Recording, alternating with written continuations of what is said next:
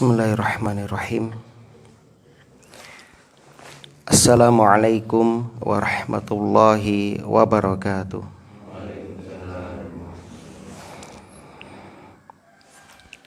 Innal hamdalillah nahmaduhu wa nasta'inuhu wa nastaghfiruh wa na'udzu billahi min syururi anfusina wa sayyiati a'malina. May yahdihillahu fala mudhillalah wa may yudlil fala hadiyalah. Asyhadu an la ilaha illallah wahdahu la syarikalah wa asyhadu anna Muhammadan abduhu wa rasuluh. Qala Allahu ta'ala fil Qur'an, a'udzu billahi minasyaitonir rajim. Ya ayyuhalladzina amanu taqullaha haqqa tuqatih wa la tamutunna illa wa antum muslimun. Wa qala ta'ala ya ayyuhalladzina amanu taqullaha wa qulu qawlan sadida yuslih lakum a'malakum wa yaghfir lakum dzunubakum wa may yuti'illaha wa rasulahu faqad faza fawzan 'azima. Amma ba'd. Ibadallah, uswikum wa nafsi bitaqwallahi faqad fazal muttaqun. Alhamdulillah, kita bersyukur kepada Allah. Di subuh hari ini Allah masih memberikan kemudahan kepada kita untuk dapat menghadiri seruan sholat subuh secara berjamaah, dan mudah-mudahan Allah Subhanahu wa ta'ala menerima ibadah sholat subuh kita, dan semoga Allah senantiasa mengkaruniakan kepada kita keistiqomahan, dan juga Allah berkenan untuk mengampuni dosa-dosa kita hingga akhirnya mewafatkan kita semuanya dalam keadaan husnul khatimah. Allahumma tawaffana 'alal Islam was sunnah. Allahumma rzuqnal istiqamah. Allahumma rzuqna husnal khitam. Dan tak lupa kita juga memohon anugerah berupa ilmu yang bermanfaat, al-ilmu nafi'. Sebab menuntut ilmu apabila tidak diamalkan diibaratkan seperti pohon yang tidak berbuah. Oleh karena itulah kita senantiasa niatkan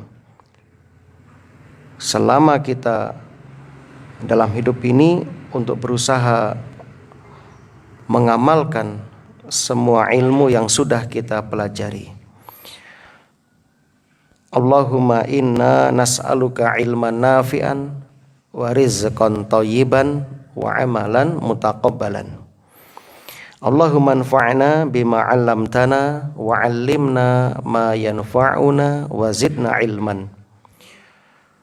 Kaum muslimin dan muslimah rahimani wa rahimakumullah. Alhamdulillah, kami mengingatkan kepada para jamaah hendaknya kita senantiasa menjaga keimanan kita. Sebab iman itu merupakan syarat mutlak seorang hamba untuk masuk ke dalam surga Allah Subhanahu wa ta'ala. Rasulullah sallallahu alaihi wasallam ketika peristiwa perang Khaybar, Rasulullah memerintahkan kepada sahabat Umar bin Khattab agar supaya Umar berseru, "Ya ibnal Khattab, idhab fanada fin nas annahu la yadkhulul jannah illal mu'minun." Rawahu Muslim. Wahai Umar bin Khattab, idhab, pergilah engkau, fanada finnas, kemudian sampaikan kepada manusia, annahu la yadkhulul jannah illal mu'minun, bahwasanya tidak akan masuk surga kecuali orang yang beriman. Maka kaum muslimin, ketika iman kita bertahan hingga kita menghadap Allah Subhanahu wa taala, maka itu sebagai tiket untuk kita mendapatkan tempat di surga. Mudah-mudahan Allah Subhanahu wa taala meneguhkan keimanan kita, dan semoga Allah menjadikan kita termasuk salah satu di antara calon penghuni surga. Amin ya rabbal alamin. Melanjutkan kembali pembahasan kita tafsir surah As-Sajdah. Namun sebelumnya salawat dan salam mudah-mudahan senantiasa tercurah limpahkan kepada Nabi kita Muhammad sallallahu alaihi wasallam, kepada keluarga dan juga para sahabatnya radhiyallahu anhum ajma'in. Allahumma shalli wa sallim ala nabiyyina Muhammad wa ala alihi wa ashabihi wa man tabi'ahum bi ihsanin ila yaumiddin. Ayat yang ke-17. A'udzu billahi minasyaitonir rajim. Allah berfirman, masih mengabarkan kepada kita tentang orang-orang yang beriman, menceritakan tentang orang-orang yang beriman berupa pahala atau berupa balasan yang telah Allah siapkan untuk mereka yang beriman dan meninggal dalam keadaan beriman. Fala ta'lamu nafsum ma ukhfiya lahum min qurrati a'yun jazaa'an bima kanu ya'malun. Fala ta'lamu nafsun, ada la, kemudian ada nafsun. La-nya itu namanya la larangan atau nafi, la nafiyah, meniadakan. Nafsunya itu bentuknya nakiroh. Dalam kaidah usul fiqh, ketika ada nafi kemudian ada nakiroh, atau nakiroh terletak setelah nafi, maka ini menunjukkan keumuman.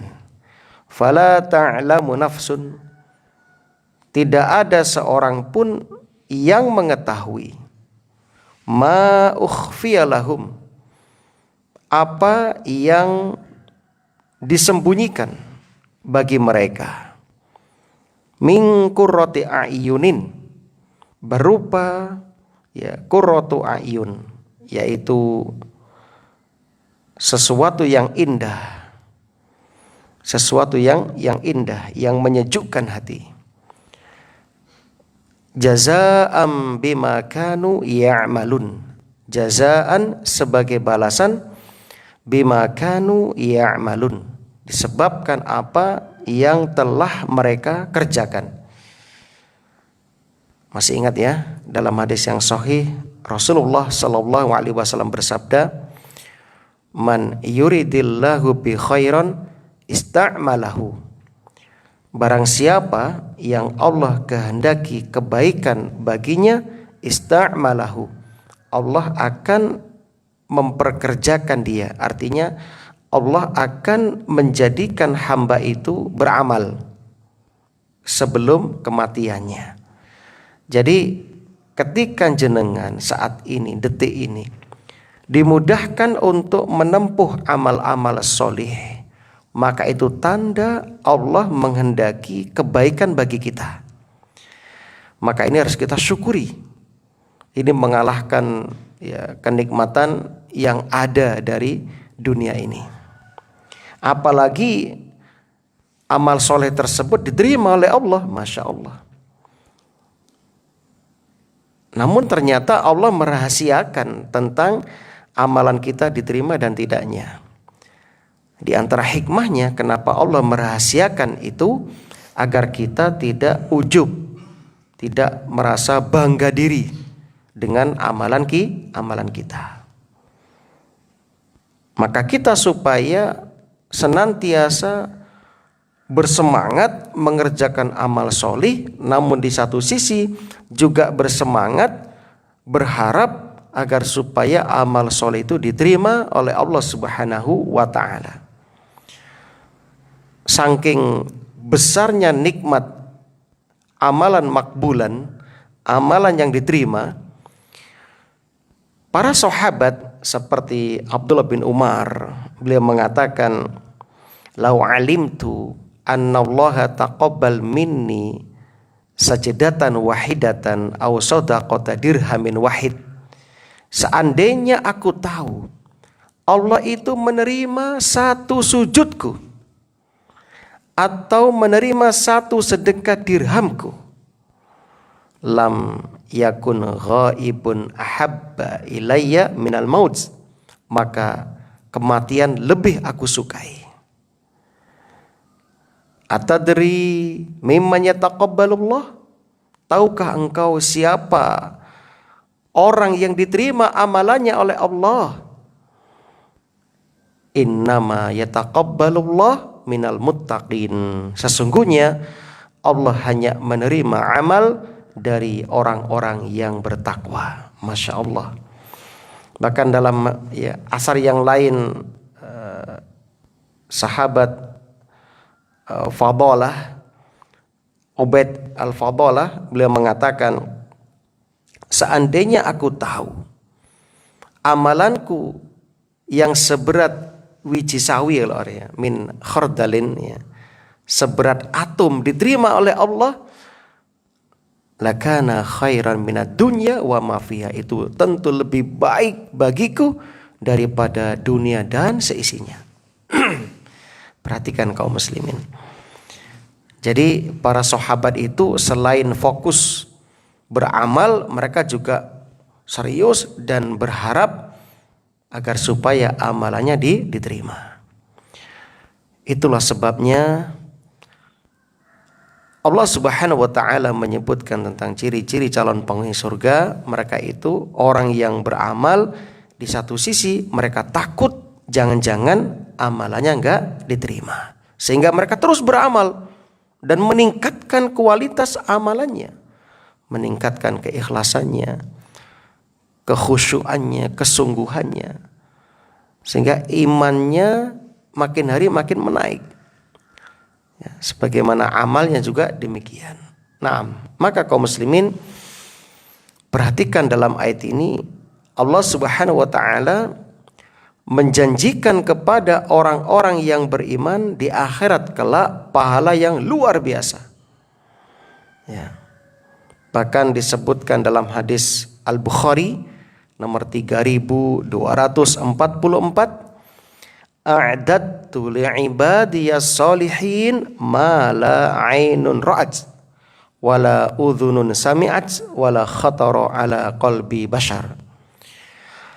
Aku telah menyediakan bagi hamba-hambaku yang solih ma la 'ainun ra'at, apa yang tidak pernah terlihat oleh mata, wala udhunun sami'at, apa yang tidak pernah terdengar oleh telinga, wala khatara ala qalbi bashar, dan apa yang tidak pernah terbetik dalam hati manusia. Berarti kenikmatannya luar biasa, karena belum pernah ada, belum pernah terbayangkan dalam hati siapapun.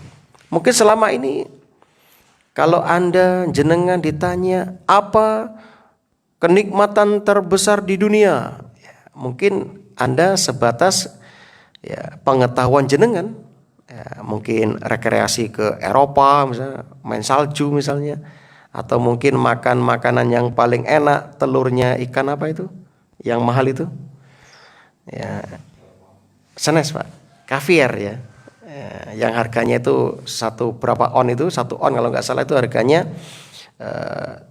berapa miliar itu kan. Jadi kalau jenengan wong desa mangan paling sak emplokan lep entek ya. Tapi mereka tuh deman-eman ya, karena untuk menghasilkan telurnya ini berapa tahun, 15 tahunan baru bertelur. Itu pun disembelih, diambil telurnya. Itu makanan termahal, namanya kaviar kalau nggak salah ya. Masya Allah ya. Bayangkan, mungkin itu bayangan kita ya. Mungkin keindahan itu naik kapal pesiar ya. Naik kapal pesiar misalnya ya. Mungkin sih seperti itu. Nah ini kan harganya, ternyata kaviar itu 30 gram harganya itu 70 sampai $100. 30 gram atau setara ya 1.500.000 itu per 30 gramnya. Ya kalau bagi kita ya padha mbek ndoke melem iku Pak. Ndoke le, tapi bagi mereka nggak tahu kok so mahal itu. Ya, mungkin gurih atau apa padahal bentuknya kayak gitu. Wah, padha wae, Pak. Sami mawon. Enggak menambah umur kok padha wae. Wae mati-mati. Nah, sami mawon, Pak. Cuma memang bergengsi makanannya ini. Nah, itu makanan bergengsi. Nah, mungkin itu bayang kita. Ya, mungkin bayang kita ya kenikmatan terbesar ya seperti itu. Ternyata di akhirat belum pernah terbayangkan. Nah, berarti di luar itu. Ya, di luar itu. Di luar imajinasi kita. Maka kaum muslimin yakini ini, imani ini. Qurrata a'yun, yang menyedapkan mata. Adapun kita orang beriman di dunia ini sudah mendapatkan qurrata a'yun. Apa itu? Ketika kita melihat istri kita, anak kita, cucu kita beribadah kepada Allah Subhanahu wa taala. Dan itu doa kita, Rabbana hablana min azwajina wa dzurriyyatina qurrata a'yun. Tidak ada yang lebih menyejukkan daripada melihat anak kita taat beribadah kepada Allah, mentauhidkan Allah, tidak menyekutukan Allah. Dan demi Allah, ketika anak kita itu ya menyimpang akidahnya, sumpek orang tua itu. Ada orang tua tadi malam pas kita kajian curhat, Ustaz boleh tanya? Silakan Bapak. Ini bapaknya sudah hijrah, sudah ikut kajian sunnah. Anaknya itu belum mondok di itu Kencong ya, Asuniyah ya. Ternyata anaknya itu makin hari makin gencar, termasuk ziarah kuburnya, bahkan sama kiai didoktrin agar membenci ayahnya. Kenapa? Karena nggak sama. Ya, bapaknya ngejak nang sunnah, anaknya diajak ke sana. Wes membenci ayahnya. Ustadz, bagaimana anak saya? Apa tak keluarkan atau gimana? Kok ini makin lama, kok makin kayak gini sikapnya sama saya? Padahal saya orang tuanya yang melahirkan, yang biaya pondok. Kok malah membenci saya? Gara-gara saya ikut kajian sunnah. Terus tak sampaikan indikator ilmu bermanfaat ketika dia semakin berilmu, semakin merunduk, semakin tawadhu, terutama kepada orang tuanya. Walaupun beda pemahaman. Selama orang tuanya masih muslim, bahkan orang tua kafir pun, anak tetap diperintahkan berbuat baik selama di dunia. Contoh Nabi Ibrahim misalnya. Nah, ini bapaknya muslim kan. Bapaknya muslim, kok anaknya didoktrin suruh membenci ayahnya. Ya. Wah, saya bingung saya itu. Gimana menghadapi anak saya ini, kok makin hari makin berani ngelunjak sama saya yang biayai dan sebagainya. Iya bisa jadi. Nah, karena itu tadi bapaknya sudah ikut kajian sunnah dan anaknya masih seperti itu. Terus tak sarankan, sudah Pak, jenengan berdoa kepada Allah, istikharah, cari tempat terbaik, sudah cabut anaknya kan. Itu masih jenengan biayai, yang ngasih makan, yang ngirimi uang, iya tadi. Siap tadi. Ya sudah, laksanakan bismillah pun. Mumpung masih SMA anaknya kan. Kalau tambah gede tambah abot kan kayak gitu kan. Nah, insya Allah ini mau dikeluarkan, mau dipindah ke tempat yang lebih baik lagi. Kok ada ya seorang kiai menanamkan seperti itu kepada anak-anaknya, gara-gara bapaknya beda dengan pemahaman si anak. Masya Allah, ini solusi. Dari sini saya tahu ternyata orang tua sangat gelisah ketika anaknya akidahnya menyimpang. Betul, dia sudah sholat, tapi ketika akidahnya yang menyimpang itu kan beban berat bagi orang tua. Apalagi mengingat firman Allah, ya ayyuhalladzina amanu qu anfusakum wa ahlikum naro.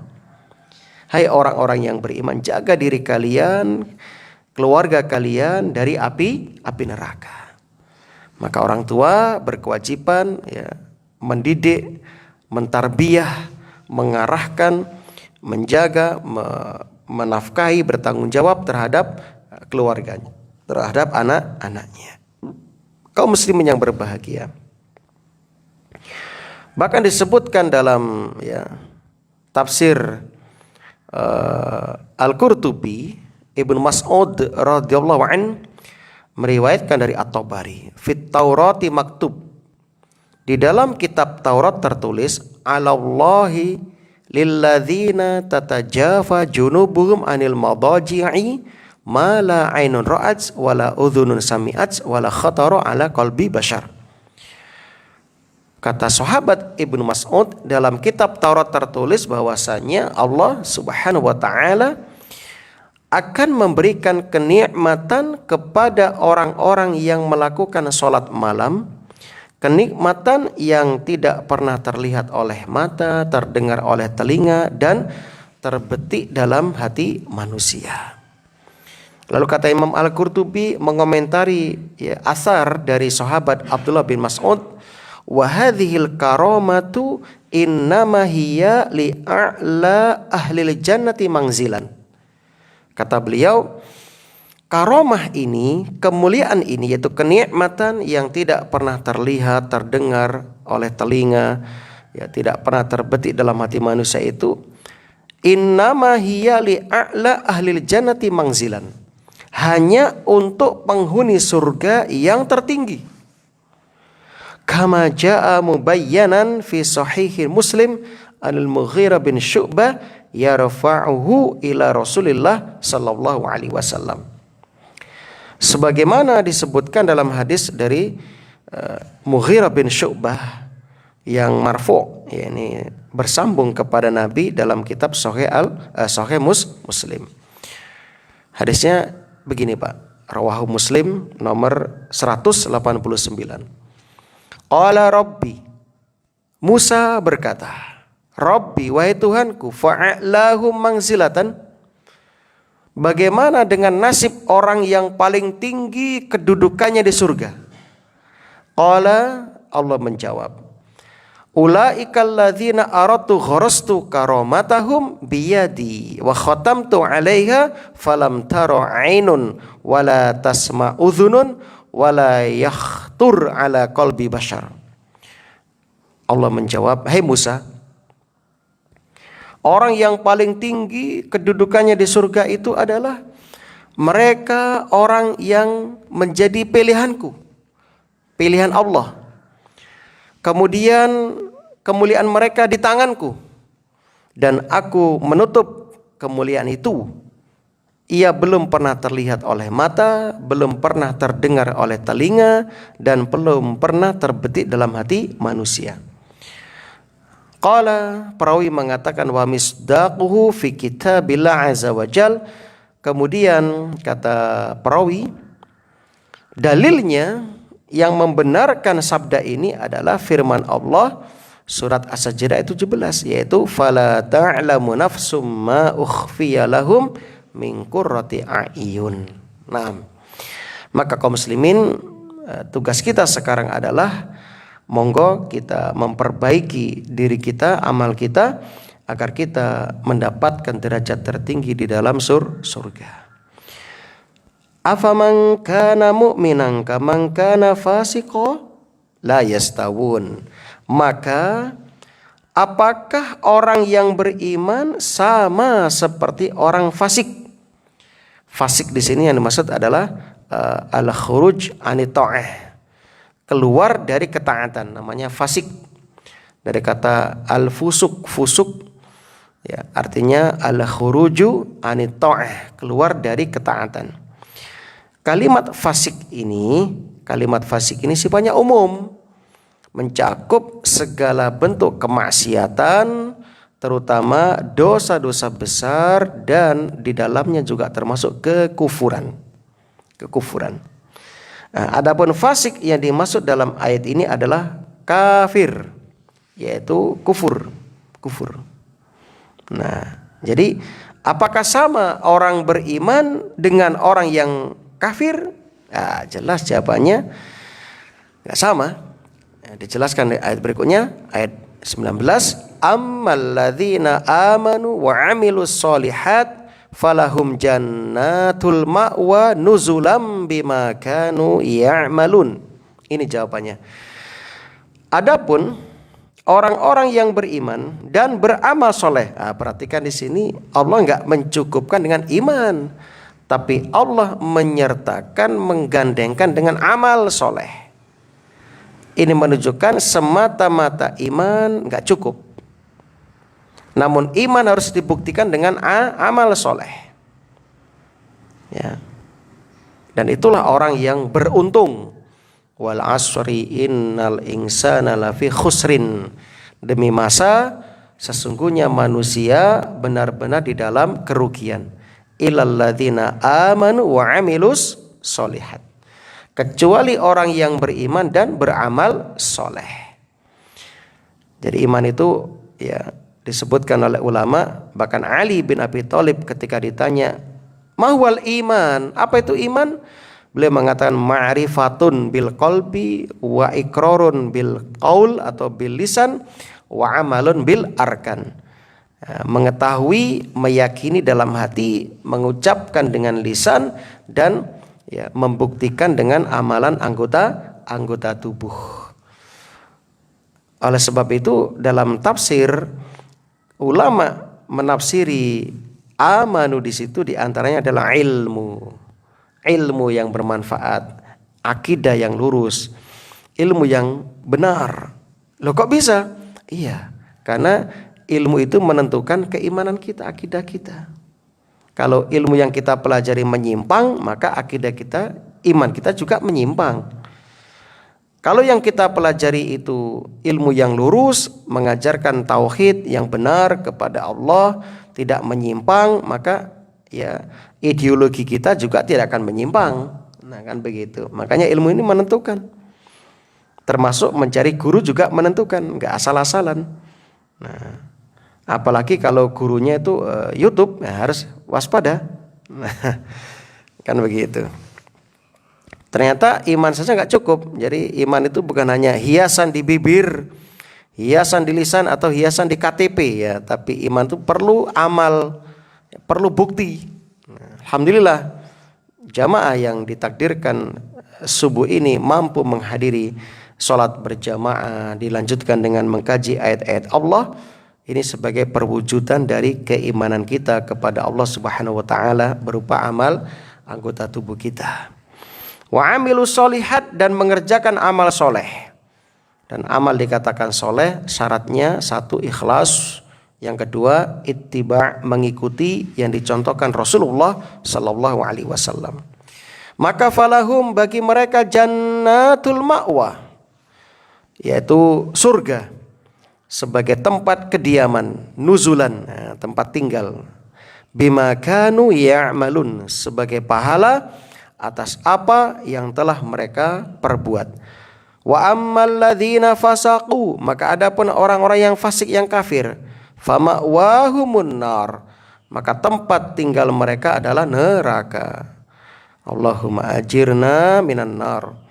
Ya Allah, jauhkanlah kami, lindungilah kami dari api neraka. Amin ya rabbal alamin. Bagaimana mereka di neraka? Kullama, setiap kali aradu, mereka hendak ayakhruju minha, mereka pingin keluar dari neraka, u'idu fiha, dibalikke maleh, dibalikke maneh, dikembalikan lagi, mau keluar balikkan lagi, terus begitu. Artinya mereka kekal di neraka. Wa qila lahum, dan dikatakan kepada mereka sebagai bentuk siksaan batin ya. Jadi siksaan lahir gak cukup. Di sini Allah siksa dua-duanya, lahir dan batin. Dzuqu adzaban nar, rasakanlah, rasakno azab neraka, alladzi kuntum bihi tukadzibun, yang itu telah kalian dustakan, yang dulu tidak kalian percayai, yang dulu kalian ya dustakan. Ya, kalian gak percaya disampaikan ada neraka, gak percaya. Nah, saki rasake ya. Sekarang tahu rasa. Nah, maka kaum muslimin jelas gak sama antara orang beriman dengan orang yang kafir ya, jelas gak sama. Kemudian jamaah yang berbahagia, dari sini kita juga tahu bahwasanya ya, orang-orang kafir itu tidak ada kesempatan untuk keluar dari neraka. Adapun orang beriman, ya, orang beriman selama dia memiliki iman walaupun seberat dzarrah dalam hatinya, maka tetap harapan masuk surga itu pasti ada. Sebagaimana disebutkan nanti manusia terakhir yang keluar dari surga itu namanya Jahannamiyun julukannya. Jahannamiyun artinya mantan penghuni neraka. Dia tuh terakhir sudah masuk surga. Terakhir, setelah itu nggak ada lagi. Ya, itu pun diambil oleh malaikat dari keraknya neraka. Ya, intipin rokok, dientaskan, kemudian dimasukkan ke telaga hayat, telaga kehidupan, lalu dia kembali normal seperti manusia biasa, dimasukkan ke surga yang paling bawah terakhir. Itu pun dia mendapatkan ya kenikmatan seperti dunia ini 10 kali lipatnya. Bayangkan penghuni surga yang paling bawah terakhir kali, Jahannamiyun namanya, itu mendapatkan kenikmatan seluruh dunia dan seisinya ini 10 kali lipatnya. Bayangkan, Masya Allah. Ya, kenikmatan dunia yang ada sekarang aja kita nggak pernah mampu meraih semuanya. Mungkin berapa persen yang kita raih kan, dari kenikmatan yang ada. Dan itu nanti nggak ada apa-apanya dibandingkan dengan ya penghuni surga yang paling terakhir, yang paling bawah. Bayangkan ya, seperti raja dunia dan 10 kali lipatnya, Masya Allah. Hah? Iya, terakhir Jahannamiyun. Setelah itu nggak ada lagi yang masuk surga. Kemudian kaum muslimin yang berbahagia, di sini Allah untuk neraka menggunakan fabashirhum. Basyara yubashiru arti aslinya kan kabar gembira. Ya, kabar gembira. Fabashirhum, sampaikanlah kepada mereka kabar gembira bi'adzabin alim. Wah, dengan siksa yang pedih. Untuk siksa Allah gunakan bisyarah, kabar gembira.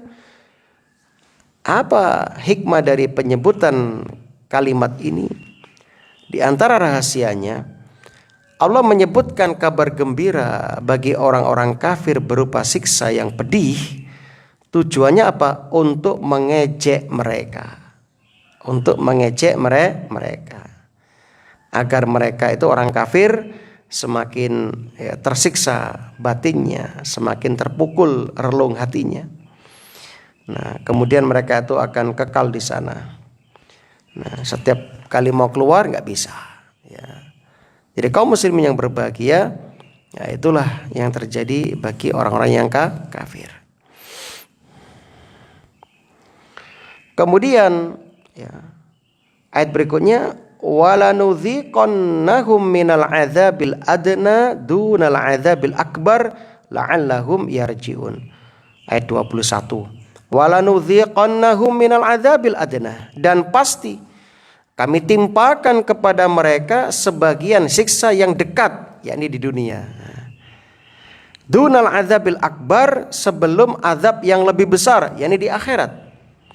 La'allahum yarji'un, agar mereka kembali ke jalan yang benar. Masya Allah. Kaum muslimin, siksa dunia itu ternyata memiliki fungsi, hikmah. Bagi kita orang beriman, siksaan atau hukuman di dunia itu berfungsi menghapus dosa dan juga berfungsi sebagai pengingat, pengiling. Kalau kita dibiarkan tanpa diingatkan, nggak pernah dicewir ya, sekali-kali mungkin kita lupa. Ya, kayak anak kita, kalau nggak pernah ditegur ya teledor mereka. Maka Allah sayang sama kita sehingga Allah beri ujian sama kita. Mungkin dijadikan anak kita sakit sehingga sadar ya, atau istri kita sakit lalu ya ingat, atau orang tua kita sakit akhirnya kita pun sadar ya. Ini sebagai ujian, sebagai bentuk untuk mengetahui kadar keimanan kita, kualitasnya bagaimana. Sebagaimana emas itu sebelum diketahui kemurniannya dia akan dibakar kan, dibakar dengan suhu yang tinggi. Baru setelah itu terpisah mana yang kotoran, mana yang emas murni. Nah, itulah kaum muslimin. Jadi bagi orang beriman itu semuanya baik. Mendapat musibah juga baik, mendapatkan nikmat juga baik. Itulah sikap kita orang beriman, sehingga Rasul takjub, ya, kagum, heran dengan kondisi orang beriman. Ajaban li amril mu'min. Sungguh menakjubkan keadaan orang beriman. In asobathu dharra sabar. Ketika dia mendapatkan musibah, dia bersabar, fahuwa khairun lah, maka itu baik baginya. Ketika mendapatkan wa in asobathu sarra syakar. Ketika mendapatkan kebaikan, dia bersyukur, baik baginya. Masya Allah, itu orang beriman, semuanya kondisinya baik. Ya, sehat bagi orang beriman juga baik, sakit juga baik bagi orang beriman. Jadi nggak ada kata kecewa dalam beriman. Bagi orang yang beriman nggak ada.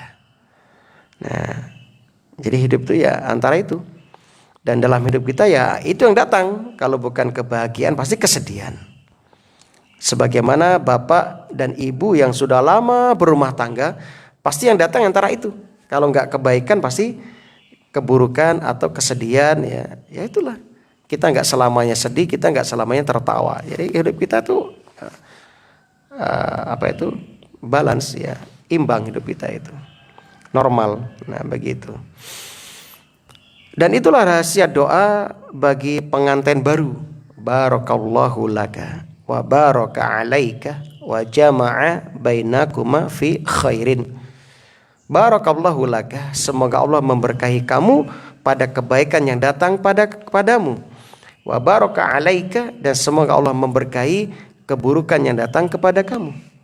Wa jama'a bainakuma fi khairin, dan mengumpulkan keduanya dalam kebaikan.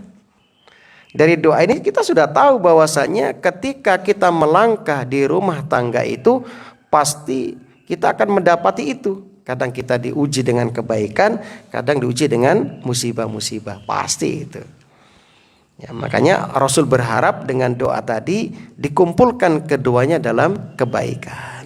Nah, nama juga orang naik perahu, ya, kadang ada angin kencang, kadang ombaknya tenang, ya, kadang ada gelombang, ada riak-riak, ya itulah perjalanan bahtera rumah tangga kita.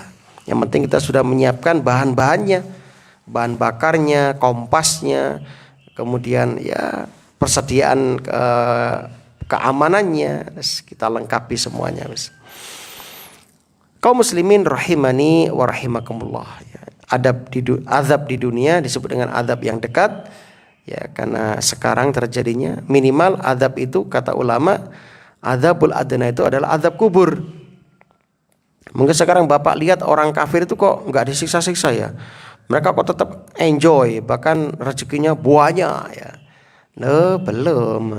Ini habis ini akan disiksa ketika pertama masuk alam barzakh, ya. Di malam pertama di alam kubur baru mereka ketemu mungkar nakir, lalu digada, dipalu bertubi-tubi sampai kiamat, kan begitu.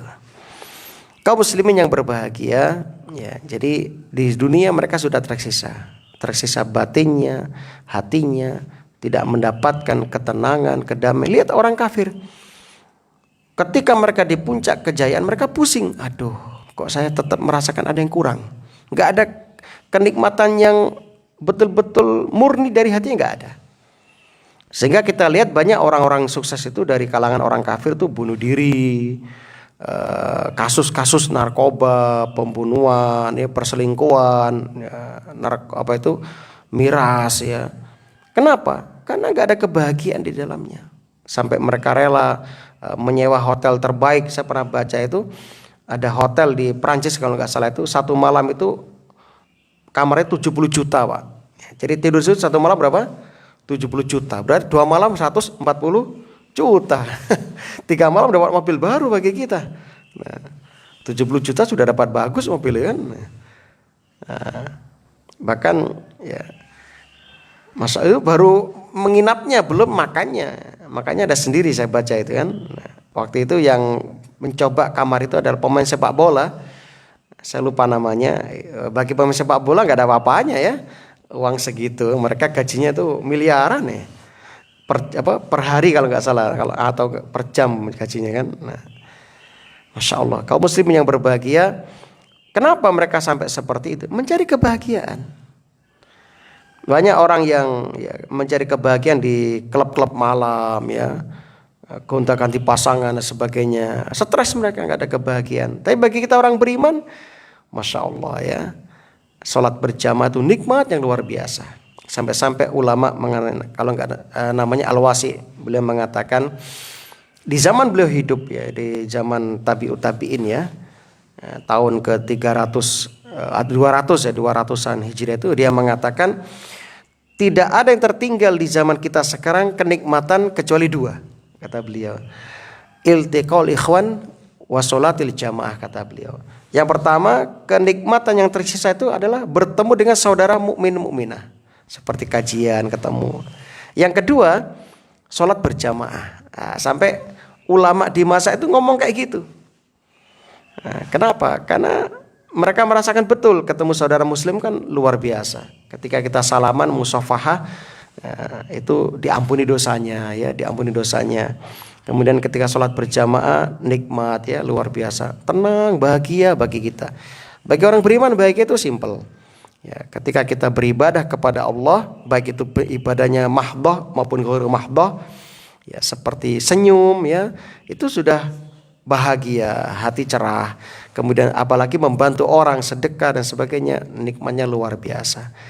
Tapi bagi orang kafir, kebahagiaan itu wah, mahal bagi mereka, mahal. Sampai mereka melakukan perbuatan-perbuatan yang di luar logika. Terjun dari menara tinggi ya, untuk apa? Selfie sebagainya, mencari sensasi ya.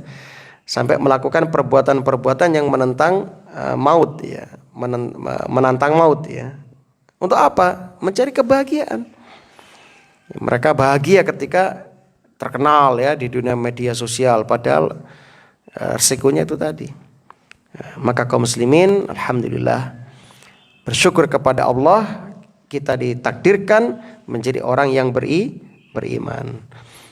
Yang terakhir sebelum kita buka tanya jawab, waman adzlamu mimman dzukira bi ayati rabbih tsumma a'rada anha inna minal mujrimina muntakimun.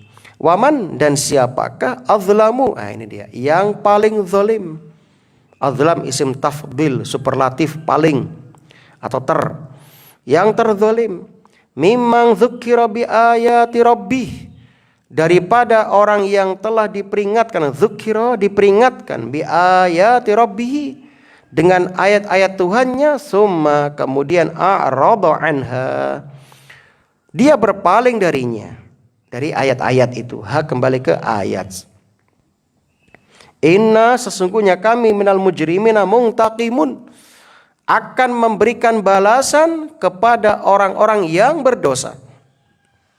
Kaum muslimin, kezaliman yang paling zalim itu adalah ketika seseorang itu berpaling dari ayat-ayat Allah ya, termasuk kesyirikan juga.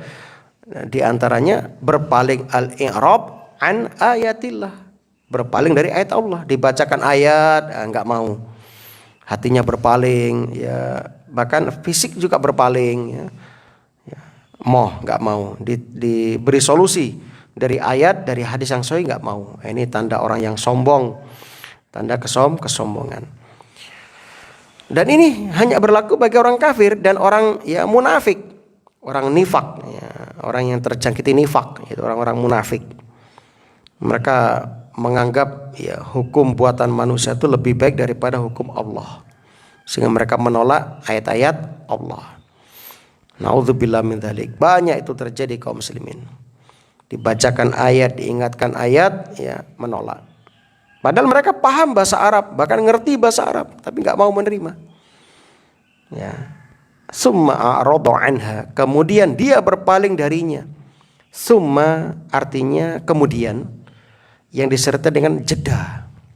Kalau wa itu langsung, dan sehingga langsung, enggak ada jeda. Tapi kalau summa ada jeda. Ya, beda dengan fa. Kalau fa enggak ada jeda. Ya, misalnya fa'arada maka dia berpaling darinya. Jadi langsung lalu dibacakan lalu. Nah, adapun ini summa ada jeda. Artinya apa?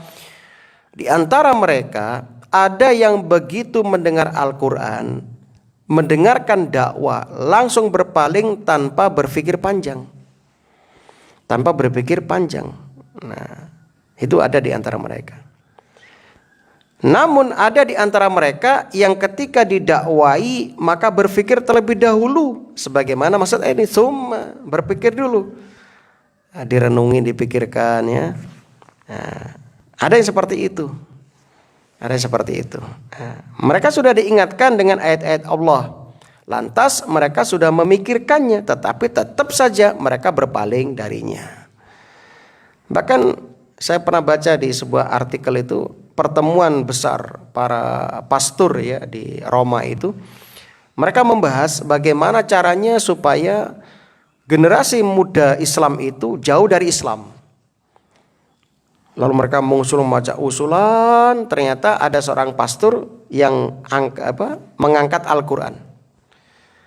Dia mengatakan, kalian mau menggunakan trik apa saja, rencana makar apa saja untuk menjauhkan pemuda dari Islam, gak akan berhasil selama Quran itu tunjukkan selama ini masih dipelajari, dipahami oleh generasi Islam. Maka solusi terbaik kata mereka untuk menghancurkan Islam itu mudah. Jauhkan generasi mudanya dari Al-Quran. Bila mereka gak kenal Quran. Ya, akhirnya apa? Dibuatlah program-program itu. Ya, program-program yang menyita para pemuda untuk fokus mempelajari agama mereka. Kalau mereka sudah jauh dari Al-Quran, dari wahyu, otomatis mereka kalau sudah berpaling dari sana, mudah sudah dihancurkan mereka. Maka dibuat program lah menjelang maghrib, film yang bagus-bagus ya. Pada maghrib juga demikian, sehingga termasuk sinetron-sinetron itu ya, yang kisahnya itu enggak habis-habis itu menyebabkan orang-orang pun lupa dari itu, waktu-waktu untuk ngaji, zikir itu enggak sempat mereka sudah. Mereka lebih memberatkan sinetronnya. Mungkin bagi ibu dan bapak yang biasa ngaji, mungkin enggak terlalu serius mengikuti sinetron. Tapi di luar sana, yang enggak pernah ngaji, yang ngaji cuma seminggu sekali malam Jumat, ya, makanya enggak tambah-tambah ilmunya. Yang dibaca cuma itu aja. Apa? Ya enggak dipelajari. Ya enggak bertambah ilmunya. Ketika disampaikan hadis kaget loh. Oh ini hadis ini, ini hadis sesat ini. Padahal enggak sesat. Anda aja belum belajar. Tapi ketika disampaikan, dikira kita yang salah, yang sesat. Ketika disampaikan ayat, kok aneh. Karena yang dibaca cuma itu. Ya, pernah saya ceritakan ada seorang bos itu kan ya, kaya raya, yang dia baca cuma surat itu, yang kata dia mendatangkan kekayaan, Al-Waqiah. Hafal di luar kepala, hafal dia Waqiah. Yang lain enggak hafal. Yang lain enggak pernah, karena enggak pernah baca Quran dia. Jadi pekerjaannya berangkat kerja pagi, pulang itu sebelum ke rumah dia spa dulu ya di hotel ya, itu dipijeti dan sebagainya, nunggu sampai jam 9 baru pulang, biar nanti tidur katanya. Itu rutin, nanti pulang kerja enggak langsung pulang. Kalau enggak ke restoran maka yang enak, habis itu ke hotel dipijeti ya, sama mandi air hangat, pulang tidur. Nah, dan dia rutin tiap malam baca Al-Waqiah, katanya untuk mendatangkan kekayaan atau ayat surat 1000 dinar kan gitu kan ya. Nah, yang lain enggak ngerti sudah wis. Diingatkan surat ini kaget loh, emang ada surat itu ya? Loh kaget toh. Nah, itu kalau orang yang awam dikira kita yang gak beres, padahal dianya yang gak pernah belajar. Dan kita sedih kadang-kadang, mayoritas kaum muslimin itu kayak gitu Pak, gak mau mendalami Al-Quran ya, gak mau mendalami Al-Quran. Ini yang menjadikan kita miris. Saya punya saudara di Kalibaru itu, Masya Allah, ketika bertemu itu leleh. Saya main ke rumahnya, tak tinggal sih, temu di Budi, aku ndelok sinetron nih, wah gitu kan ya. Jadi kita tamu tuh diabaikan. Saya enteni ya, atau sampai belok saya wis, engko brene menen lah sinetronnya bubar ya. Loh, kita jauh-jauh dari Jember mau silaturahmi malah diabaikan, ditinggal nonton sinetron kesukaannya. Nah, Masya Allah, itu sudah fokus sudah wis. sudah lupa segalanya. Ya, bahkan sampai berepes-berepes. Nah, saya saksikan saudara-saudara kita yang di sana yang awam itu kayak gitu. Yang dibicarakan apa ya, sinetron, ya cerita-cerita itu, ya artis itu, dok. Karena tiap hari mereka itu kajian nggak pernah ikut, karena nggak ada kajian di sana. Paling kajian cuma malam Jumat, bapak-bapak maghrib sampai isya selesai. Yang dikaji itu terus, nggak nambah-nambah ilmunya. Makanya mereka tuh ketika kita sampaikan ayat, kita sampaikan dalil, mereka tuh heran. Ini kenyataan ya. Saya cerita saudara saya sendiri yang di sana. Masya Allah ya, sampai saya bintang tahun jangan mengikuti, sudah lama. Sampai apal ya, ini sampai menebak-nebak ini kan, sinetronnya ditebak-tebak terus ini. Sampai seperti itu. Maka kaum muslimin yang berbahagia, semoga Allah tidak menjadikan kita termasuk orang yang berpaling dari Al-Quran. Ngeri sekali ketika kita meragukan Al-Quran. Kafir ya. Orang yang syak, ragu kepada ayat Allah itu kafir. Ya, kafir ya. Apalagi berpaling. Ragu saja kafir. Apalagi berpaling. Nah, maka kaum muslimin bersyukur kepada Allah, Anda ditakdirkan bisa belajar rutin ya, bahkan di sini masya Allah walaupun ya jumlah kita sedikit nggak banyak, yang penting kan kualitas ya. Kuantitas awake ratusan bahkan ribuan tapi seperti buih di lautan ya. Mendingan yang sedikit tapi berkualitas, akidahnya benar ya. Syukur kalau bisa banyak akidahnya benar. Alhamdulillah, semoga ini bermanfaat dan menjadi cambuk hati bagi kita. Semoga Allah Subhanahu wa taala mengampuni dosa-dosa kita, mewafatkan kita dalam keadaan husnul khatimah. Amin ya rabbal alamin. Mungkin ada mau ditanyakan, silahkan. Kalau bisa kita jawab, kalau nggak bisa insya Allah kita carikan jawabannya. Oke. Selain orang yang nyata-nyata sudah dijamin masuk surga, masuk ayat 10 itu, adakah orang lain yang beriman tapi tidak pernah melakukan syirik, tapi pernah melakukan dosa-dosa maksiat atau dosa kecil katakan, itu tanpa transit di neraka dulu? Tanpa transit? Ya. Iya. Kaum muslimin rahimani wa rahimakumullah.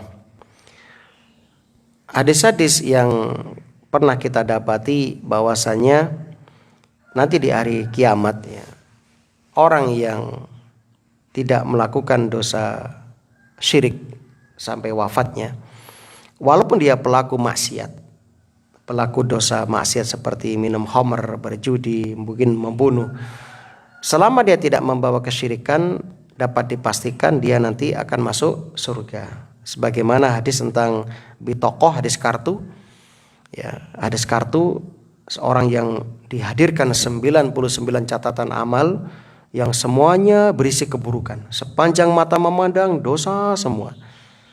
Ternyata orang ini punya iman, yakni tauhid, la ilaha illallah. Akhirnya ditimbang kalimat tauhid lebih berat daripada kemaksiatannya. Maka Allah dengan kemurahannya mengampuni dosanya dan memasukkan ke dalam surga.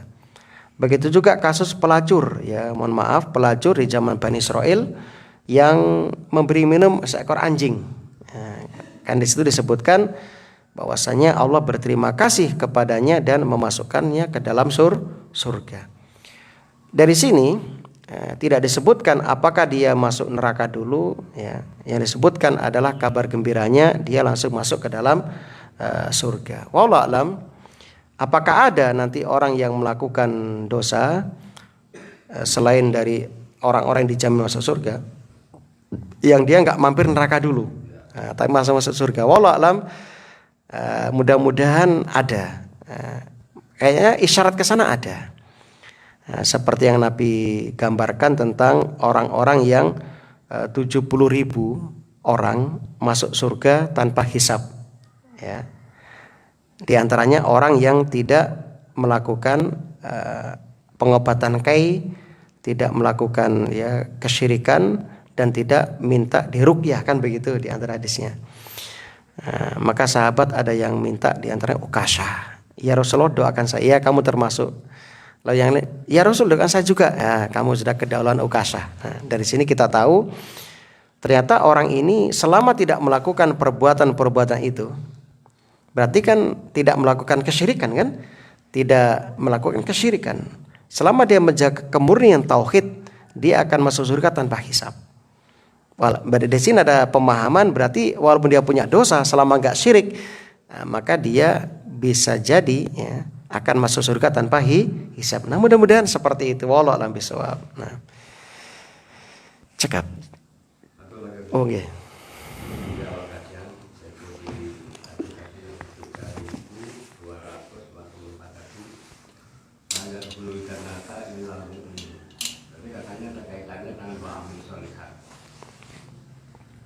Iya.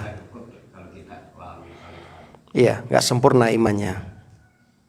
Terus yang ditanyakan? Tidak akan masuk surga kecuali orang yang beriman. Karena beriman saja ini berarti kan tidak wa'amil sholihat. Oh itu. Nah, kaum muslimin yang berbahagia, satu ayat itu akan dikokohkan dengan ayat yang lain. Satu hadis juga dikuatkan dengan hadis yang lain. Karena Quran satu kesatuan. Nah, ketika Anda mendapati satu ayat, kok di situ tidak ada kalimat yang mengokohkan, maka lihat ayat yang lain, maka akan saling menguatkan. Nah, karena Quran satu kesatuan, maka pahamilah dengan pemahaman satu kesatuan. Jadi tadi dikatakan iman itu sudah kunci masuk surga. Dan ingat, surga kan bertingkat-tingkat, Bapak. Surga itu bertingkat-tingkat. Derajatnya tinggi sampai 100 derajat. Nah, amal soleh yang kita lakukan itu selain sebagai penyempurna bagi keimanan kita, amal soleh itu juga menentukan tingkatan kita di surga. Nah, orang yang hanya beriman, dia sudah pasti masuk surga kalau mati dengan keimanannya. Tapi kan kalau dia nggak pernah beramal soleh, berarti tingkatannya ya yang sabar, tingkatannya di bawah. Ojo ngiri kalau koncone ning dhuwur. Nah, kan seperti satu tingkat dengan tingkat kedua itu seperti bintang jaraknya. Seperti jenengan ngampel ndelok bintang kelip-kelip itu tingkat kedua itu kan. Tingkat ketiga juga sama seperti itu. Masya Allah ya. Dan tentunya fasilitas yang didapatkan juga berbeda. Nah, antara hotel bintang 2 dengan bintang 5 pasti beda fasilitas, beda tingkatannya. Nah, sama seperti itu, Pak. Nah, kalau jenengan hanya puas, ya penting masuk surga, ya sudah, iman sudah cukup. Tapi kan kita nggak ingin seperti itu, ya, karena Nabi perintahkan kita minta surga yang paling tinggi. Semoga Allah ya mengampuni dosa-dosa kita dan menjadikan kita termasuk calon penghuni surga. Amin ya rabbal alamin. Subhanakallahumma wa bihamdika asyhadu an la ilaha illa anta astaghfiruka wa atubu ilaik. Assalamualaikum warahmatullahi wabarakatuh.